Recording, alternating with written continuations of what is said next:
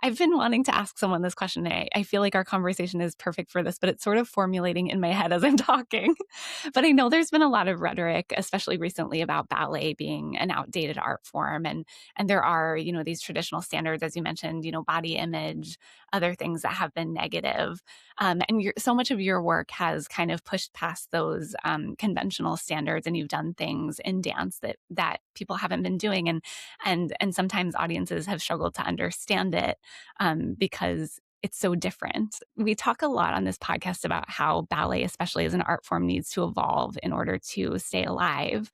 How do you see it evolving? Is it okay that it's a niche art form? Does it need to become more mainstream? I Well, don't know if the way I yeah. asked it makes sense. I mean, no, I totally hear what you're saying. I mean, I feel like the ballet world is a very gate kept. Often, the big ballet world is very gate kept. It's very white. It's very skinny.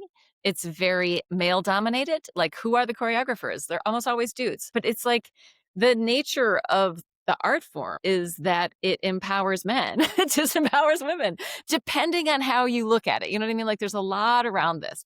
Where did it come from? It came from the courts of Europe. What did they want to do? They wanted to uphold patriarchy.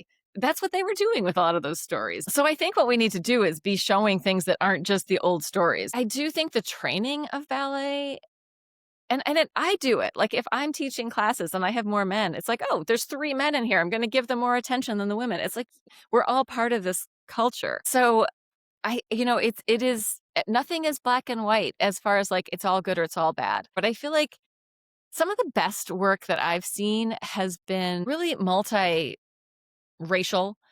It hasn't passed the age boundaries so much. I mean, Margot Fonteyn danced with Baryshnikov when she was 60, and she started her career with Nureyev when, like, not started. She rebooted her career with Nureyev when she was 40. She's an amazing dancer. So, I mean, there's a ton of ageism. And is it gratuitous to have older people doing things like, oh, how cute, or how do we look at that? Like, oh, look at how sweet they are, older people dancing. But I've seen some really good older people companies of not necessarily ballet dancers. It's difficult.